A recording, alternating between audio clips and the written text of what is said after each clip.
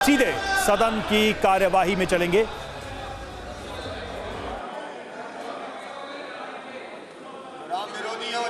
तो राम मंदिर पर जो धन्यवाद प्रस्ताव रखा जा रहा है, सुनिए आप। आदरणीय अध्यक्ष महोदय, भगवान राम अयोध्या में राम मंदिर का निर्माण और वहां पर 22 जनवरी 2024 को रामलला की जो प्राण प्रतिष्ठा हुई और उसके बारे में आज इस महान भारत के महान सदन में, आज़ाद भारत के इस महान सदन में, जो सदन हम सब लोग सांसदों को गौरवान्वित करता है, उस सदन में भगवान राम के बारे में बोलना, उनके मंदिर के बारे में अपना प्रस्ताव रखना मेरा बहुत बड़ा आज सौभाग्य है।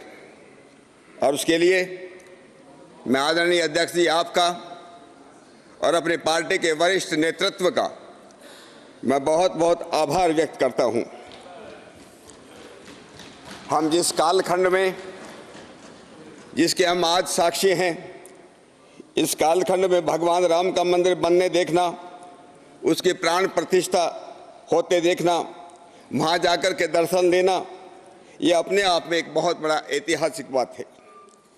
आज़ाद भारत के इस कालखंड में जिस प्रकार से भगवान राम का मंदिर बना, क्योंकि भगवान राम जैसे कुछ लोग सोचते हैं वो कोई सांप्रदायिक विषय नहीं है। श्री राम केवल हिंदुओं के नहीं, वो सबके हैं। भगवान राम हम सबके पूर्वज भी हैं और हम सबके लिए प्रेरणा भी है। और इसलिए उनके ज़माने, क्योंकि उनके ज़माने में आजकल के जो मत संप्रदाय और पंथ जो चलते हैं, हिंदू मुस्लिम सिख ईसाई, ऐसा उनके ज़माने में कुछ भी नहीं था। वे तो मर्यादा पुरुषोत्तम थे। इसलिए भगवान राम को याद करना, उनका बखान करना, और जैसे हमारे पूर्वजों ने कहा था, रामेति राम भद्रेति रामचंद्रेति वा स्मरन नरो न लिप्यते पापे भुक्ति मुक्तिम च विंदते ही। जो लोग राम का, रामभद्र का, रामचंद्र का ऐसा स्मरण करते हैं, वे मनुष्य पाप में लिप्त नहीं होते और समृद्धि तथा मुक्ति को प्राप्त करते हैं। और इसलिए हम सब लोग इस सदन के, हम ही सभी सांसद आज भगवान राम पर जब हम लोग चर्चा करते हैं, मुझको लगता है जैसे कोई राम कथा होती है, कहीं वेदों की कथा होती है, सबको पुण्य का अर्जन होता है। आज राम कथा की चर्चा करके हम सब लोग निश्चित रूप से पुण्य का अर्जन करने वाले हैं। अयोध्या में राम मंदिर की बात करने से पूर्व मैं इतना बात जरूर मैं कहना चाहता हूँ कि राम हमारे लिए एक भावना है, राम हमारा भाग्य है, राम हमारी इच्छा है। भारतीय सभ्यता का राम एक तर्क है, सर्वोच्च राज्य शासन का राम एक मूर्त रूप है, राम एक चेतना है, राम एक विरासत है, राम एक सभ्यता है, राम एक संस्कृति है, राम एक शास्त्र है और राम एक मोक्ष भी है। और इसलिए भारतीय भाग आकाश में राम सर्वत्र है, राम सब जगह है। उत्तर भारत में भगवान राम के नाम पर कई राम सिंह हैं, कई रामचंद्र है, और जाकर के हमारे दक्षिण भारत में जाकर के कहीं वो रामान्ना बन जाते हैं, कहीं वो रामैया बन जाते हैं, कहीं वो रामचंद्र बन जाते हैं। उनके नाम पर कहीं रामपुर स्थापित होता है, कहीं रामागुंडम स्थापित होता है, कहीं रामेश्वरम बन जाता है। इसलिए राम जो है घट घट में वासी है, रोम रोम में वासी है। और इसलिए भगवान राम के बारे में जब हम लोग बात करते हैं, मुझे लगता है भगवान राम का व्यक्तित्व इतना विशाल और इतना विराट है। उसकी भारत, और केवल मात्र भारत की भौगोलिक सीमाएं में नहीं, भारत की भौगोलिक सीमाएं तोड़ करके चाहे इंडोनेशिया हो, जावा हो, मलेशिया हो, दुनिया के पता नहीं कितने देशों में जाकर के राम जाकर के स्थापित हो गया। इसलिए सत्य सनातन और शाश्वत इस भगवान राम को हम लोग मानते हैं। और इसलिए मैं कुछ बातें जो है भगवान राम के मंदिर बनने से पहले कुछ बातें मैं इसलिए भी बताना चाहता हूँ कि भगवान राम हमारे पूर्वजों के हिसाब से, वाल्मीकि रामायण के हिसाब से, क्योंकि उनके बारे में सबसे ज्यादा जानने का अगर कोई प्रामाणिक सोर्स है, प्रामाणिक स्रोत है, तो उसको हम वाल्मीकि रामायण कहते हैं। और वाल्मीकि रामायण के हिसाब से, और हम जितने पूर्वजों ने हमारी किताबें लिखी हैं, पुस्तकें लिखी हैं, उनके हिसाब भगवान राम 24वें त्रेता में पैदा हुए। और 24वें त्रेता इस बात के लिए, मैं इस बात के लिए भी इस सम्मानित सदन के सामने एक बात रखना चाहता हूं। 2007 के अंदर जब रामेश्वरम और श्रीलंका के बीच में राम सेतु के निर्माण का प्रोजेक्ट तैयार हुआ, उस समय की जो सरकार थी, उस समय की कांग्रेस सरकार ने उनके।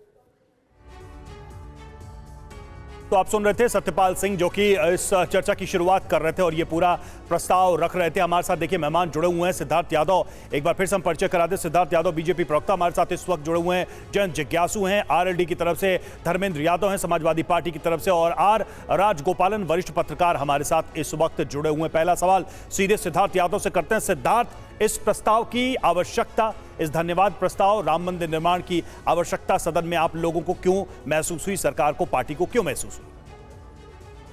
देखिए, सबसे पहले मैं मानता हूं कि आज एक बड़ा ऐतिहासिक दिन है कि लोकतंत्र के मंदिर में देश के आराध्य का जो मंदिर बना, उसकी चर्चा हमारे देश के चुने हुए प्रतिनिधि, उसका धन्यवाद, उस कृतज्ञता को उस लोकतंत्र के मंदिर में जब चर्चा होगी तो कहीं ना कहीं जो 500 वर्षों से ऊपर की यात्रा रही, जिस यात्रा के पूर्ण में अब वास्तव में जो भारत की एक आत्मिक शक्ति है वो कहीं ना कहीं सृजित होकर के, और नए भारत का निर्माण जिस लोकतंत्र के मंदिर से जहां नीतियां बनती हैं, वहां पर प्रभु राम की जब चर्चा होगी तो कहीं ना कहीं ये इस आधुनिक आध्यात्मिक भारत की एक परछाई उस मंदिर में आएगी।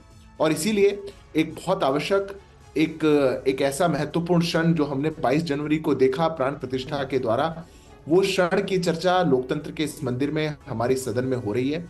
सभी सांसद क्या भारत में क्या विचार बदला है, क्या भारत का विचार हुआ है, और अब कैसे भारत प्रगति की राह पर, राम राज्य की राह पर आगे बढ़ेगा, उसकी चर्चा भी लोकतंत्र के इस मंदिर में हमारे देश के सदन में होने जा रही है। मैं मानता हूं कि हम सबके लिए गौरवान्वित करने वाला एक क्षण है कि आज देश की हमारी सरकार वो कैसे भारत की ये जो आधुनिकता के साथ साथ जो आध्यात्मिक शक्ति है उसको साथ लेकर के, उसको हाथ में हाथ लेकर के भारत की सांस्कृतिक विरासत को, उसको वो महत्ता देते हुए जो कई वर्षों से आजादी के बाद जो महत्ता छूटती गई थी, उसको महत्ता देते हुए भारत के इस इतिहास को, इस सांस्कृतिक विरासत को भी संजो करके और उसकी चर्चा कर उसको आगे बढ़ाने का एक प्रयास कर रही है, और उसी के कारण ये चर्चा लोकसभा में की जाए। चलिए ठीक है, आएंगे आपके पास। और देखिए हमारे साथ समाजवादी पार्टी से प्रोफेसर धर्मेंद्र यादव भी जुड़े हुए हैं, प्रवक्ता है समाजवादी पार्टी के।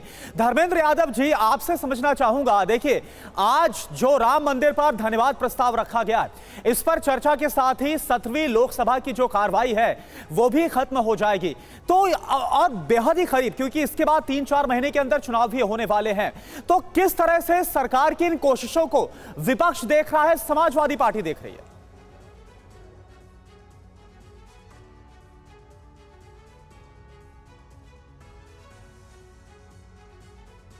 आप अपना माइक अनम्यूट कर लें, हमें आपकी आवाज नहीं मिल पा रही है। माइक अनम्यूट करिए आप धर्मेंद्र यादव जी। जा रही आवाज? जी जी जी बोलिए आप। मैं ये कहना चाह रहा हूं कि भारतीय जनता पार्टी राम के कवच में छुपकर अपनी नाकामियों को, जो 10 साल की नाकामियां हैं, उसे छुपाने के लिए हर संभव प्रयास कर रही है। वो पार्लियामेंट से लेकर के, मीडिया से लेकर के, आईटी सेल से लेकर के हर जगह कर रही है। हालांकि जो धर्म है, धर्म का सबसे बड़ा धर्म है मानवता धर्म, और भारतीय जनता पार्टी ने उस मानवता को ना बचा करके अपने धर्म विरोधी चेहरों को पेश किया है इस देश के अंदर।